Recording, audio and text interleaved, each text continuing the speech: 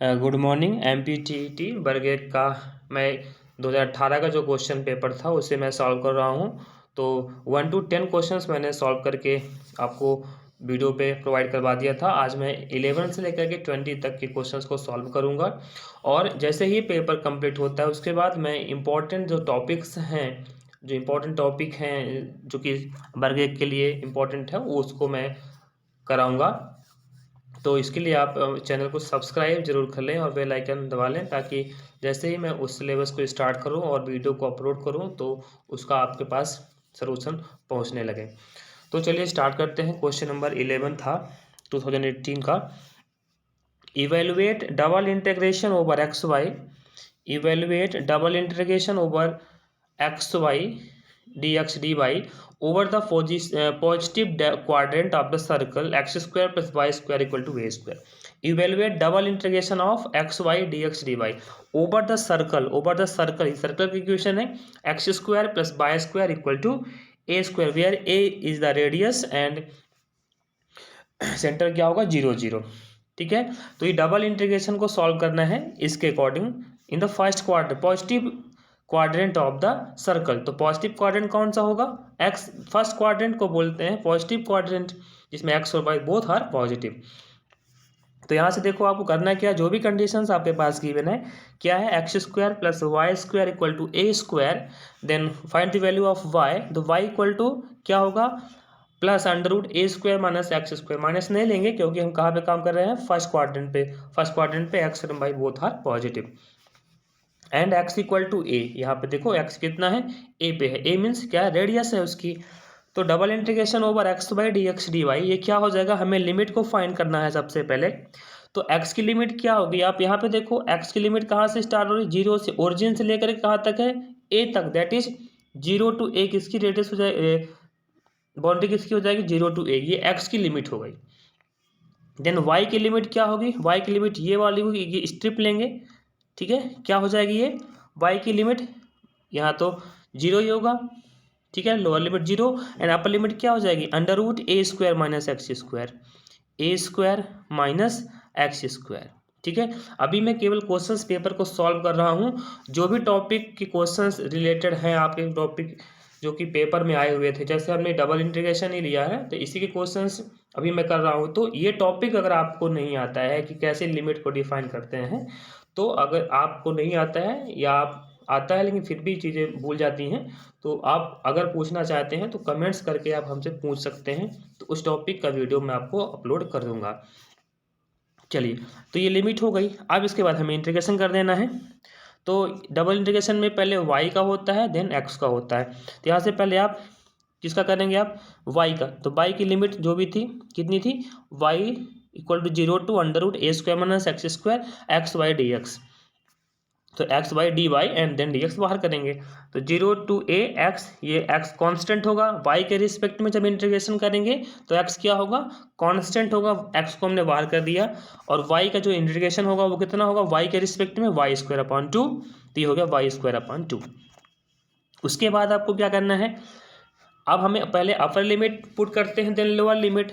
तो upper limit क्या है, under root a square minus x square. किस में पुट करनी है, y के प्लेस में। तो y है तो y के प्लेस में हम पुट कर देंगे a square minus x square और फिर क्या लगा है, होल स्क्वायर। और होल स्क्वायर करने से रूट कैंसिल हो जाएगा, कितना बचेगा, केवल a square minus x square.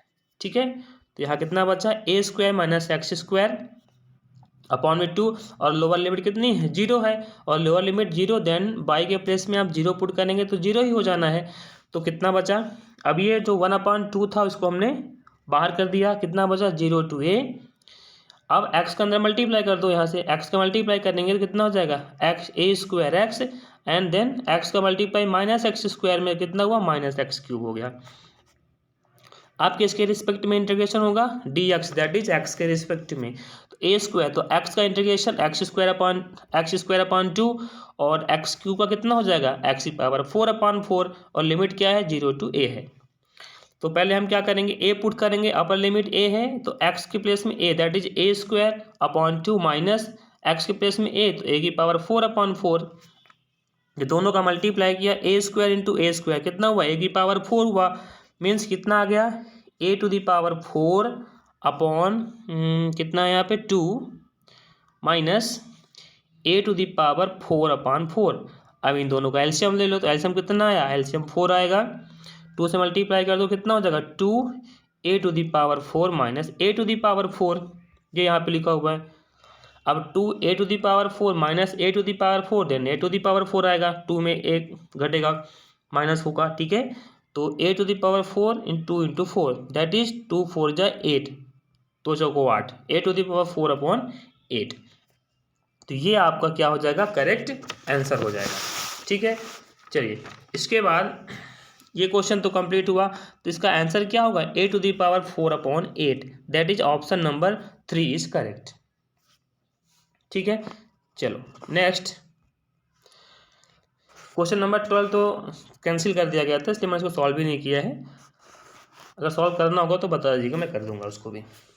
जैसे एक क्वेश्चन है, question number 13, the plane ax plus B Y plus C Z equal to 1 meets the coordinate axis.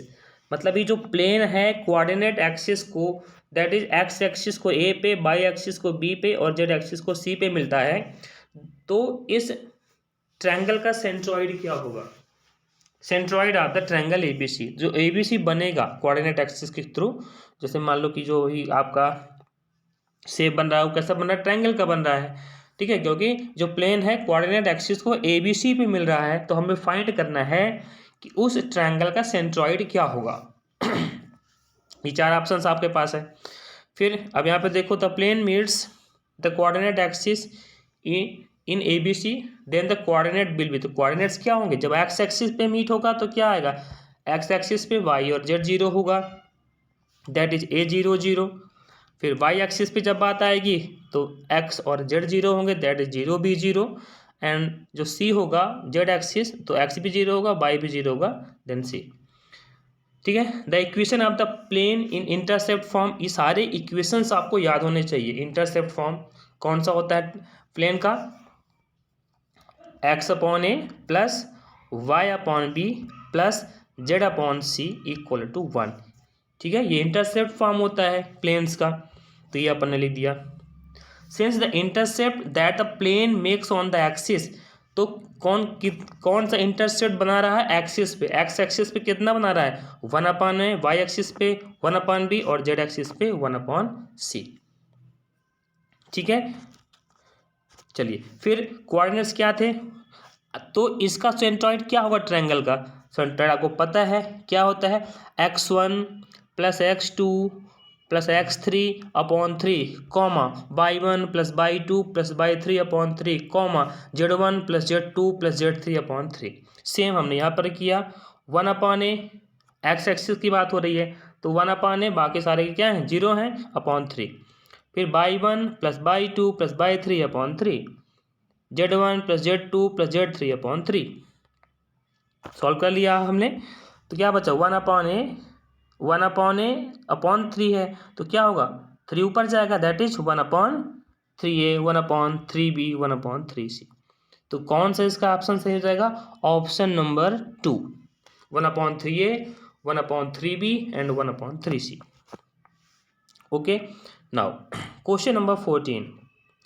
अब क्वेश्चन नंबर 14 में क्या है, if sine a plus cos a equal to 1 then the value of sine 2a, ठीक है। तो sign 2a का trigonometric के जितने भी फार्मूले हैं वो तो हमें याद करने ही पड़ेंगे। तो sine a plus cos a equal to 1 हुआ। अब यहाँ से स्क्वायरिंग ऑन बोथ साइड कर दो आप, तो दोनों साइड का हमने स्क्वायर किया, तो साइन ए प्लस कॉस ए का होल स्क्वायर इक्वल टू 1। अब यहाँ पर a प्लस बी का होल स्क्वायर लग रहा है, तो a square plus b square plus 2ab equal to 1, ठीक है। तो cos sine square a plus cos square की वैल्यू 1 हुई, अब plus sign 2a equal to 1 हुआ। अब 1 को ट्रांसपोज कर दो, तो साइन 2a कितना हो गया 1 माइनस 1। अब यहाँ पर साइन 2a कैसे, आपको ये फार्मूला याद करना पड़ेगा, साइन 2a इक्वल टू होता है 2 sign A into cos A.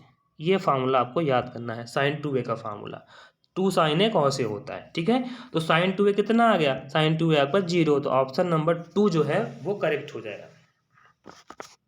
चलिए नेक्स्ट क्वेश्चन नंबर 15, ये भी सिंपल सा है। A sphere fits exactly inside a cubical box. Find the ratio of the volume of the cubical box to the volume of the sphere.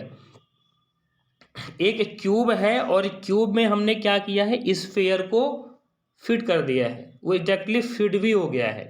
ठीक है, तो cube के अंदर जब स्फीयर को अपन फिट करेंगे, ठीक है, तो क्या होगा, यहाँ पर देखो हमने सबसे पहले जो स्फीयर था उसकी रेडियस क्या ले ली, आर। ठीक है, स्फीयर की जो रेडियस ले ली हमने, क्या ले ली, आर। ठीक है, तो ये क्यूब हो गया आपका, ये ऐसे। ठीक है, इसके अंदर हमने क्या किया है, हमने एक स्फीयर को एग्जैक्टली फिट कर दिया है। तो जब ये फिट होगा तो उसकी बॉडी को टच करेगा, ये किनारे किनारे टच करेगा, उस सरफेस को टच करेगा। ठीक है, तो ये अगर स्फीयर का सेंटर है तो ये क्या होगा, ये क्या हो जाएगी आपकी पूरी, इसका डायमीटर होगा स्फीयर का।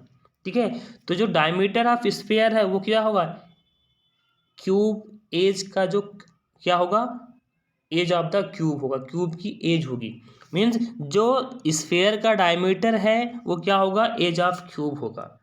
ठीक है, तो जो गोला मतलब गोले को क्या किया गया है, एक घन के अंदर फिट कर दिया गया है। तो जब गोला क्यूब के अंदर फिट हुआ, उसका मीन्स क्या होगा, उसका जो डायमीटर होगा वो क्यूब के घन के एज के बराबर होगा, इक्वल होगा। That is diameter, that is 2r। अगर स्फीयर की रेडियस r है तो डायमीटर कितना होगा, 2r होगा। तो 2r इक्वल टू कितना हो गया, ए मीन्स क्यूब की साइड्स हमने ली है, एज ली है। तो रेशियो क्या फाइंड करना था, volume of cube upon volume of sphere. ये भी ध्यान रखिएगा कि पहले जिसका वॉल्यूम बोलेगा, volume of the cubical box to the volume of sphere, तो पहले क्यूब का वॉल्यूम करना है देन स्फीयर का। ठीक है, अगर आपने स्फीयर का क्यूब से कर दिया रेशियो तो उसका भी आंसर आपके पास दिखा रहेगा, तो गलत हो जाएगा। पहले क्यूब लेना है देन स्फीयर लेना है। हमने स्फीयर और क्यूब को ले लिया तो आंसर तो आ जाएगा आपका, ये आंसर भी आपको यहाँ पे मिल जाएगा। तो बट हमारा गलत होगा क्योंकि क्यूब का स्फीयर में करना है, तो ये ध्यान रखना है। पहले क्यूब का लिखना है, तो volume of cube upon volume of sphere. तो वॉल्यूम ऑफ क्यूब क्या होता है, ए क्यूब। ठीक है, साइड का क्यूब होता है, upon volume of sphere that is 4/3 pi r cube. तो ए की वैल्यू कितनी, 2r, तो 2r का क्यूब रख दिया हमने, 4/3 पाई आर क्यूब। अब 2 की power 3 that is 8 and r cube upon 4/3 pi r cube. तो आर क्यूब कैंसिल हुआ। अभी 3 ऊपर जाएगा तो 3 इंटू 8/4 पाई बचेगा, 4 2 जा 8, तो 3 2 जा 6 दैट इज 6/पाई, दैट इज 6 रेशियो पाई। ये आपका आंसर हो गया। ओके, क्वेश्चन नंबर 15 हो गया। अब क्वेश्चन नंबर 16 पे आते हैं। तो क्वेश्चन नंबर 16 का है क्या है, the roots of the equation ax² + bx + c = 0 lie in the ratio m/n।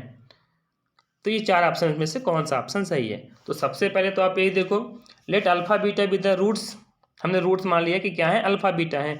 तो alpha plus beta sum of zeros minus b upon a पता है, alpha beta c upon a पता है, और ये गिवन है कि रूट्स का जो रेशियो है वो m/n है। That is alpha ratio beta equal to m/n। तो क्या हो गया, m/n हो गया।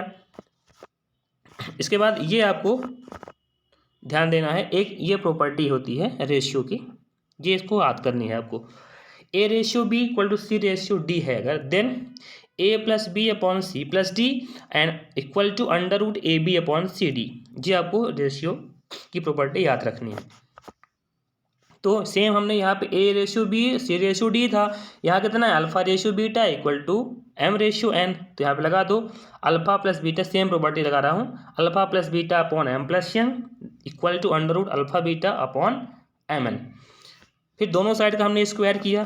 जब स्क्वायर किया तो अल्फा प्लस बीटा का होल स्क्वायर हुआ, यहाँ पे m+n का होल स्क्वायर हुआ, यहाँ से रूट हट जाएगा स्क्वायर करने के बाद।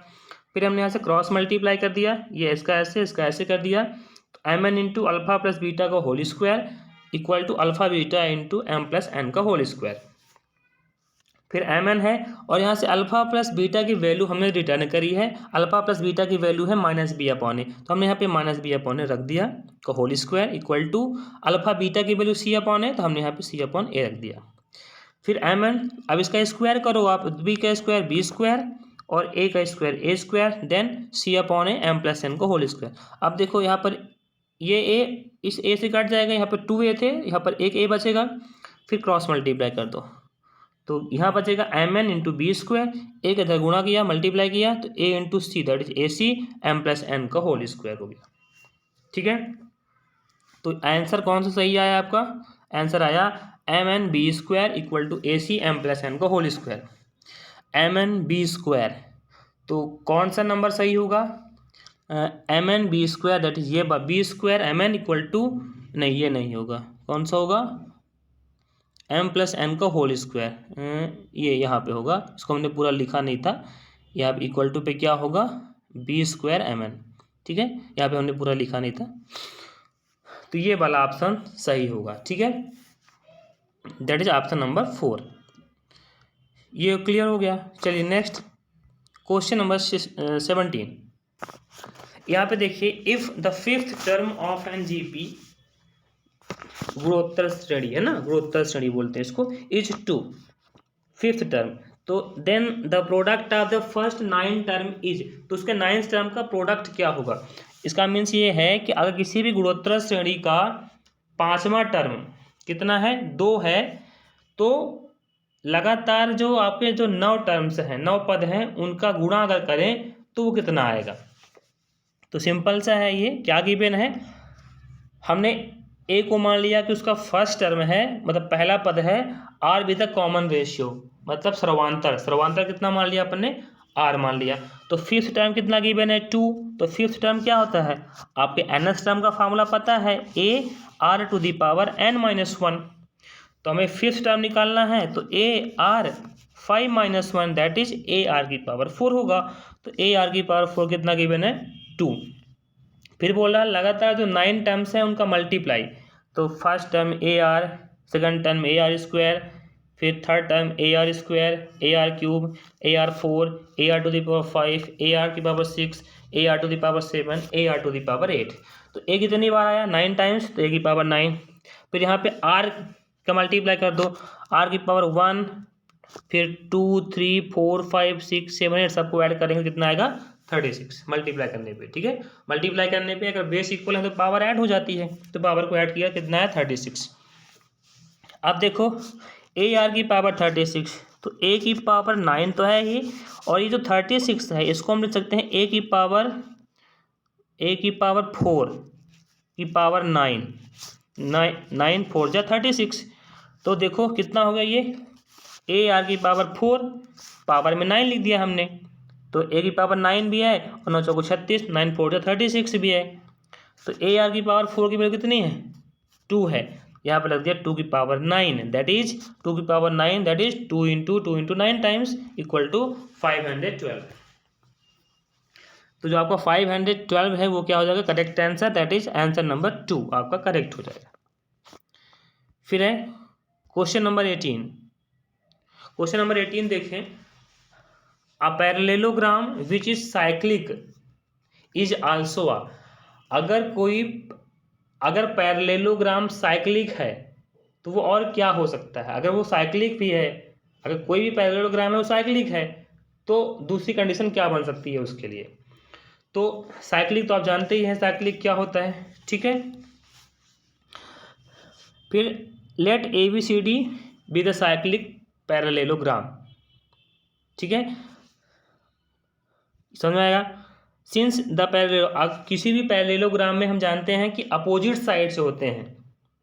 ठीक है, अपोजिट साइड्स अपोजिट जो एंगल होते हैं वो इक्वल होते हैं।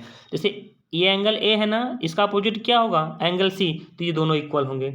ये एंगल बी है तो एंगल डी के इक्वल होगा। ठीक है, ये पैरेललोग्राम की प्रॉपर्टी होती है। We know that the sum of the either pair of opposite angles of the cyclic quadrilateral is 180। अगर कोई भी क्वाड्रिलेटरल है, कोई भी चतुर्भुज है, अगर वो साइक्लिक है, ठीक है, तो उनकी जो अपोजिट साइड्स का सम होगा वो क्या होगा? Linear pair, that is 180 degree का होगा। That is angle a plus angle c, angle a plus angle c कितना होगा? 180 होगा। और क्या है? ये पैरेललोग्राम है और पैरेललोग्राम से ए और सी इक्वल होंगे, तो सी के प्लेस पे अपन ए लिख दिया, दैट इज फ्रॉम फर्स्ट। तो angle a plus angle a equal to 180, तो ये 2 एंगल ए हो जाएगा, 2 से डिवाइड कर दो, तो angle a equal to 180/2, that is 90 degree. ठीक है, अगर ये 90 हो गया तो ये भी 90 होगा। सेम प्रॉपर्टी लगा करके angle b plus angle d equal to 180 करेंगे तो बी भी कितना आ जाएगा, 90 आ जाएगा। मतलब इसके सारे जो एंगल्स थे वो क्या हो गए, 90 डिग्री के हो गए। ठीक है, और अगर कोई भी पैरेललोग्राम है उसका पैरेललोग्राम के सारे एंगल्स क्या हो जाते हैं, 90 डिग्री के, तो क्या बन जाता है, रेक्टेंगल। ठीक है, वो क्या बन जाता है, रेक्टेंगल। तो ये क्या हो गया, ये हो गया आपका रेक्टेंगल। हमने यहाँ पे साइक्लिक क्वाड्रिलेटरल की डेफिनेशन भी लिख दी है।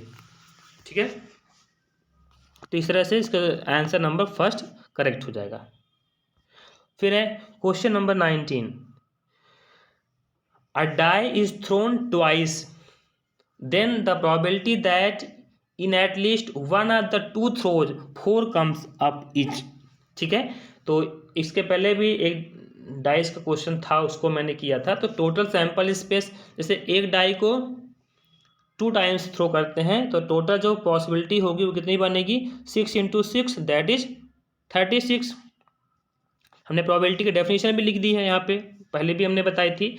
तो favourable outcomes upon total number of outcomes, और एट लीस्ट और एट मोस्ट दोनों में डिफरेंस जरूर समझ लीजिएगा। एट लीस्ट का मतलब होता है कम से कम, तो ज़्यादा से ज़्यादा कितना भी हो सकता है। ठीक है, तो एट लीस्ट यहाँ पे बोला हुआ है, तो क्या हो जाएगा, at least 2 throws 4 comes up, मतलब 4 आना चाहिए। ऐसा कितनी बार हो सकता है, एट लीस्ट कम से कम एक बार तो 4 आना ही चाहिए, और मैक्सिमम से मैक्सिमम कितना भी हो जाए। ठीक है, तो 4 जैसे 4 1 4 2 4 3 4 4 4 5 4 6, यहाँ पे 4 आया।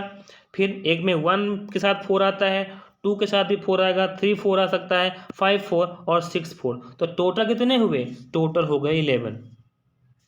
काउंट कर लो आप, 1 2 3 4 5 6 7 8 9 10 और 11। तो फेवरेबल कितना हुआ, फेवरेबल हुआ 11।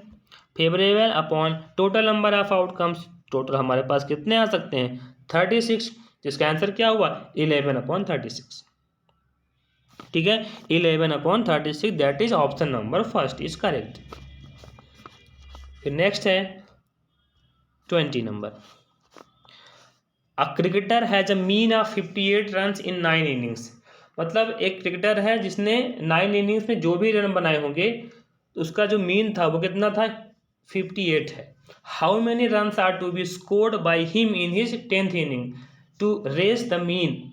मतलब वो 10वें इनिंग में कितने रन बनाए कि उसका जो मीन स्कोर है वो बढ़ करके 61 रन हो जाए। अभी कितना है, 9th मैच का जो स्कोर है, मीन स्कोर है वो 58 है।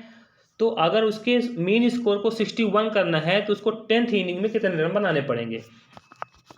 अगर मीन गिवन है, मीन स्कोर ऑफ 9 इनिंग्स कितना है, 58 है। 9 इनिंग्स का जो मीन है वो कितना हुआ, 58 हुआ। तो टोटल उसने 9 इनिंग में कितने रन बनाए, तो 9 से मल्टीप्लाई कर दो आप, तो 9 × 58 दैट इज 522 रन उसने बनाए। फिर रिक्वायर्ड जो स्कोर है इन 10 इनिंग्स वो कितना चाहिए हमें, 61 रन मीन जो चाहिए, मीन स्कोर लिख दीजिएगा यहाँ पर, मीन स्कोर कितना चाहिए हमको, 61 रन चाहिए। तो उसको मतलब कितने रन बनाने पड़ेंगे 10 इनिंग में, तो 10 × 61 कर दो तो 610 आ गया। अब कितने रन चाहिए, इन दोनों को माइनस कर दो, तो number of runs to be scored in the 10th inning, तो 610 - 522 दैट इज 88। ठीक है, तो ये 88 आ गया। तो ये 20 क्वेश्चंस तक सॉल्व कर लिए हैं। फिर हम नेक्स्ट वीडियो में फिर से आपको 21 to 30 क्वेश्चंस को सॉल्व करेंगे। किसी भी टॉपिक में आपको प्रॉब्लम्स हो तो आप हमें कमेंट्स करके उस टॉपिक को पूछ सकते हैं। उस टॉपिक को मैं प्रॉपरली उसका वीडियो अपलोड कर दूंगा आपके लिए, तो जो आपके लिए बेनिफिशियल होगा। Thank you.